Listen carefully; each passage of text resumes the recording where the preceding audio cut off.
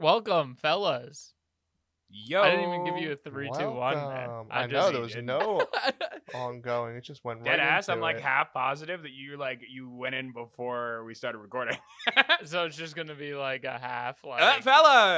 I wasn't prepared because I tried to throw you off with the media board, haha. and I it got threw stuck you because you off. just went so fast. Yeah, I so threw you off. All right, I'm too my quick for sabotage that. backfired. But you know what wasn't too quick? Our movie this week. Nice. That was a good little intro there, Kevin. All right, so boys, a new release this week, 2022 Netflix comedy from Judd Apatow, The Bubble, starring everybody at this point: Karen Gillan, Iris Apatow, Fred Armisen, Maria Bakalova, David Duchovny, Keegan-Michael Key, Leslie Mann, Kate McKinnon, Pedro Pascal, and a bunch of others. Some cameos here and there. John Lithgow, Daisy Ridley, Mr. Tumnus. You know, everybody's in this. Mr. Tumnus. The Lion, the Witch, and the Wardrobe. It follows a group of actors who are trying to film a sequel to their movie Cliff Beast 6, all while in their own bubble during the 2020 COVID pandemic. That's pretty much the movie, and it's true. 2 hours long. So first reactions, James, what do you think, dude? This movie was a fucking train wreck. It was so bad. Like, the beginning, like, set it up in, like, a way that I was kind of excited for it. Like, the first 20 minutes weren't bad. After that, it was, like, trash fire after trash fire after trash fire of uninteresting subplots with, like, almost little to no nodding or interest or forwarding of the overall plot. So, you know, maybe it's a little harsh, but this one was a waste of 2 hours. Joey, what did you think? My very first reaction was like, the irony that Kevin picked a purely COVID movie is just great, So because funny. Kevin hates when COVID is in Yeah. movies. But yeah, no, this was bad. It was very long, very hard to sit through because it was just not funny, not entertaining. The satire was just horrible. I really wanted to turn it off. It had very little going for it, and was very upset with this watch. So, also maybe a little harsh, but it is what it is at this point. It'd be like I'm that. They took glad- 2 hours of my life. Yeah. I'm glad we're all on the same page, so I don't have to quit this podcast. Nice. This movie was atrocious. Like, this was the worst movie I've watched in like the past 20 years, I think. Like, I don't think I've watched a better or a worse movie than this in a long time. So, Like, maybe The Room. Yeah. But that's But that's like intentionally bad, kind of. You know what I mean? Like, that's a meme how bad it is. This isn't even a meme. yeah, like that was This designed isn't to be even- bad. This one, I think, pretends to be bad. Like, pretends to be designed to be bad. Does that make sense? this one is, yeah, it's just a terrible satire. Like, it's just blatantly, like, it's not funny. Yes, Like, I don't think I laughed once. I did. Mm-mm. And it is very disappointing because it's Judd Apatow, and like he makes really great movies and great comedies, and this was not even remotely good. Yeah.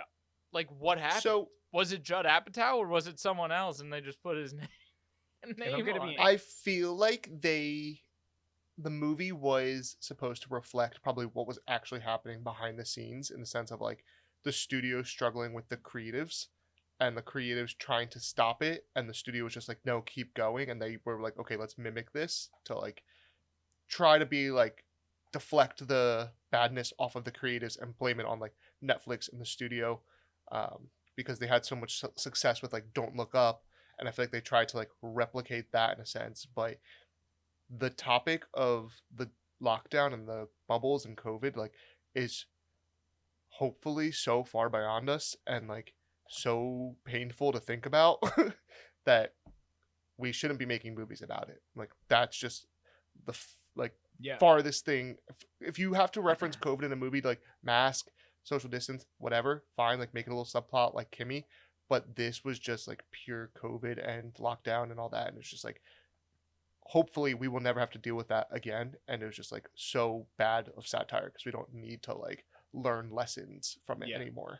And to piggyback off what you said, Joey, I don't think a lot of these jokes I felt like weren't for me. They were for like people that like made In the movies industry. during this time. Yeah. That's what I'm saying. Like Yeah. it was super super niche and like not like I'm a very like haha very funny. I like eating popcorn and watching the funny pictures go. You know what I mean? Like that's very much my movie watching experience. But like this, it was like I struggled to laugh, and I don't struggle to laugh to watch anything. Like I laughed at Girl at the Train more than I laughed at this movie. James, you laugh at literally everything. Yes. So to say that you sat through a comedy and Stone did By Judd not laugh Apatow, once. nonetheless. Judd Apatow. Stoneface. Like It was like, this is uninteresting. It was just like, it was like the plot was everywhere. It was literally like they kept like zooming to different characters. Nothing real. Like there's a ton of like subplots they just like let go and didn't care about. You know what I mean? Like the soccer player and like the husband and like there's a lot of things that just didn't culminate in anything. And you're like, they had an ensemble cast of all kind of like side characters. Nobody in this movie is like the leading star in any movie. Maybe Karen Gillan. Yeah, she could be, but that's also a stretch because I feel like she doesn't have the same like name recognition. Like Leslie Mann, I thought was the biggest name in this as like star power, but I don't know. It just like it was all these like side characters. She hasn't done anything in a place. while. Like there was just so many people that they were trying to like build stories around, and they're like for 2 hours they built up little plots and they went nowhere, and then it just like was like, okay, next person. And it wasn't funny. Like they built things up that Nothing. could have been really funny. Like let's not we can't get into spoilers here yet. And there's like obviously a lot we can rip into this movie and be like that, like this or that or this or that, and it's just like I don't know. Yeah, I think we're gonna have a roast fest. We are about to shit on this movie. Listeners, if you want to go watch it, go watch it. But this is a shit movie. This is a terrible movie. 2 fucking hours. It really is like a dread of a 2 hours plus watch. That's like, the problem too. I don't even like really can say like how watch dare it just they? so you know what we're talking about. Like really don't watch this movie. 2 fucking hours. Mm-hmm. Yeah. We've watched way better movies in like an hour and 15 minutes, hour 20 minutes. Yeah. Like why hour and a half? Kimmy was way better than this I think movie. hour and a half by was the far, shortest. it was an hour and a half. Yeah. You know? This movie sucked. Yeah. All right. All right, let's see. We'll start with Joe. Joe, you pressing play? No, I'm keep play? scrolling. Yeah, okay. There you Scroll. go. Keep Scroll. Scroll. I'm Hard scrolling scroll. too. Fuck If I this could movie. invent a time machine and go back in time and not watch this movie, I would. Yeah, I'm with you. If I had a time machine and I could go do one thing, I could stop COVID or not watch this movie, I would not watch this movie. a bigger plague on the human race. Arguably, though, if you stopped COVID, this movie would also not be made. Right, Kevin, and I would so- go Birds, to one the stone. extreme of still allowing Just COVID making to happen sure. just because this movie was so bad. Just to make sure this movie really was never made. All right, cool. Well, listeners, if you're here, if you're watching us on YouTube, hit the subscribe button down below. Really helps us out, really trying to grow our following. And it doesn't cost you any money. You just click it and it helps us. So that'd be great. Check out our Patreon if you do really enjoy our show and you want to contribute, help us make better content and more content. You can pay as little as $1 a month, $12 for the whole year. That's a sandwich for lunch one day. And then go check out the socials on Instagram, Twitter, mostly TikTok. Instagram. TikTok. It's mostly Instagram, but we're on. I have TikTok. TikTok now.